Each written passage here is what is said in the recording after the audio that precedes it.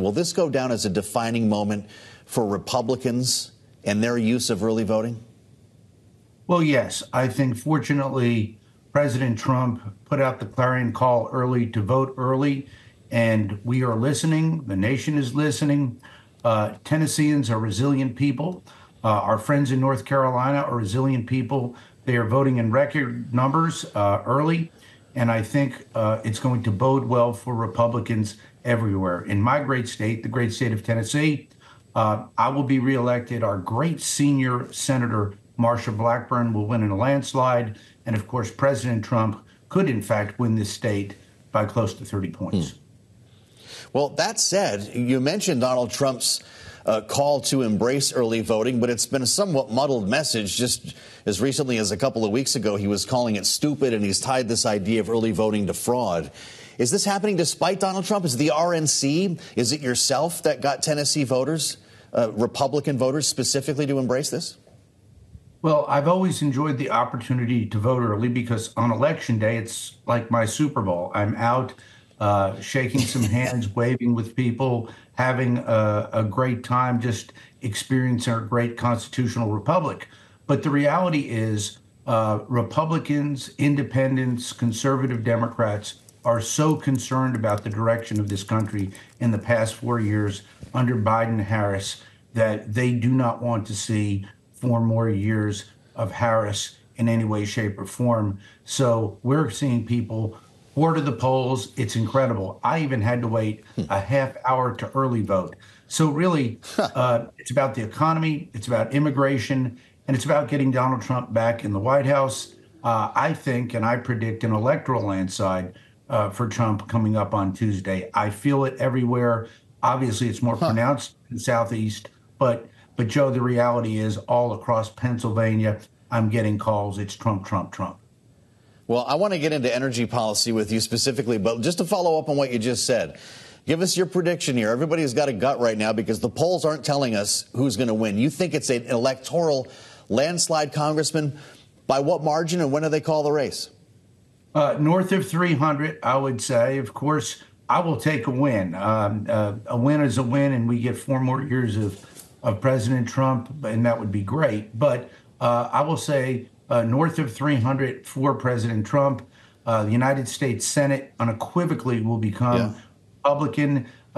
2 seats minimum, probably 4 or 5 if we have the kind of great night you probably saw where Michigan and Wisconsin moved into toss-up. Even Pennsylvania with Casey is on toss-up now. So I think Democrats are running scared. They're actually running away from the top of the ticket. We're going to have a good night. Now the nail-biter, candidly, that really affects me because as chairman of the Energy and Water Subcommittee on Appropriations, that chairmanship rests on us maintaining control in the United States House of Representatives. That will be, candidly, I think, a closer race.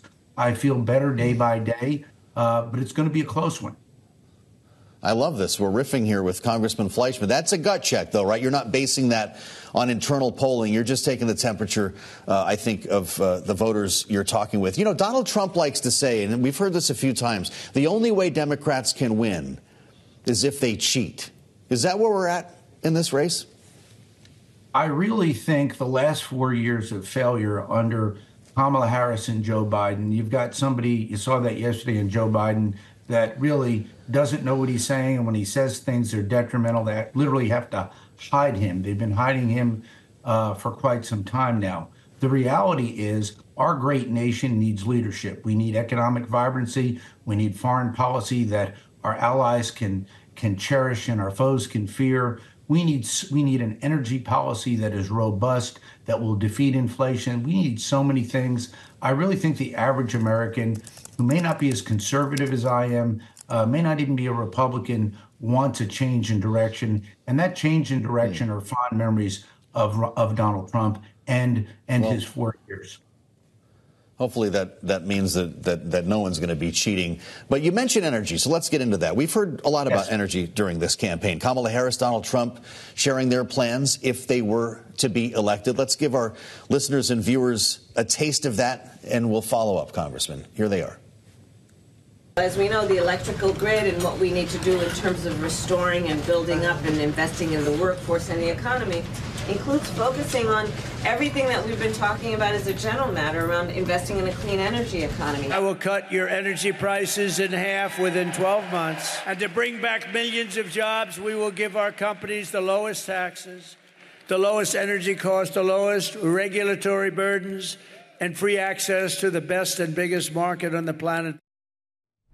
I know this is a specialty of yours, Congressman, as a member on the Energy Committee in the House. Paint the picture for me, because I filled up my tank today for $2.84 in Northern Virginia. We're watching gas prices fall, and you know it's my job to remind everybody that we're pumping a record amount of oil and gas in this country. So what would a Trump victory mean for the energy sector beyond what we're already seeing? An excellent question, Joe. I cherish my role as perhaps America's energy congressman, but I believe in all of the above. But the call goes out. Demand for energy in our state, in our nation, in the world, and I've traveled all over the world, is going to boom. We need more energy, and that means electricity. That means we've got to make sure that we have fossil fuels, which are abundant in this country, oil and natural gas. Mm-hmm. I particularly care about clean energy in the nuclear sphere. I think we've got to get a ramped up nuclear policy in this country. I'm leading in that endeavor with the energy and water bill. But renewables are part of that. What we need to do is realize the demand for energy is going to be staggering. If we do not keep up with that, with the demand, with an adequate supply, we will fall behind as a country. So whether you're a Republican, Democrat, independent, you've got to embrace the fact that we are going to need more energy in the United States. Donald Trump will deliver that. Candidly, Kamala Harris will not. I want to hear more about nuclear in our remaining moment here, Congressman. It's important what you just said, because we have analysts here on Bloomberg TV and radio on the daily saying you can't have all the data centers, you can't have the AI without the power. And the way to do that is, in fact, going to require access to nuclear. How do you mainstream nuclear technology, once again, from your position in the House of Representatives? Nuclear power is safe, it's reliable, it's carbon-free, it's abundant. However, it can be expensive. That first of a kind, whether it's a Generation 3 reactor or a Generation 4 reactor, we're going to need fuel, we're going to need designs, we're going to need workforce. I'm privileged to have the Tennessee Valley Authority, TVA, at 47% of its generation in nuclear. That is great. But these new modular reactors, advanced reactors, micro reactors are going to be easier to build. They're going to be easier to service, easier to license, less expensive. Now, we still need the bigger nuclear power plants, but nuclear has got to be part of the solution. And the best part of it, Joe, is our friends on the left who fight us on everything are joining us on nuclear. They come to my conferences, they come to my caucuses. I chair 7 or 8 nuclear-related caucuses. So I join everyone in America to take a great look at new nuclear. We need it for the future. And more importantly, the rest of the world is moving in that direction. Our foes, Russia and China, are moving in this space rapidly. Our friends, French and the South Koreans, are very proficient in this area. America's got the best technology. Much of that technology is actually not even new technology. It comes from Oak Ridge. I represent Oak Ridge from the late 1960s. Bottom line, we need new nuclear. We need it in abundance, and we need it now.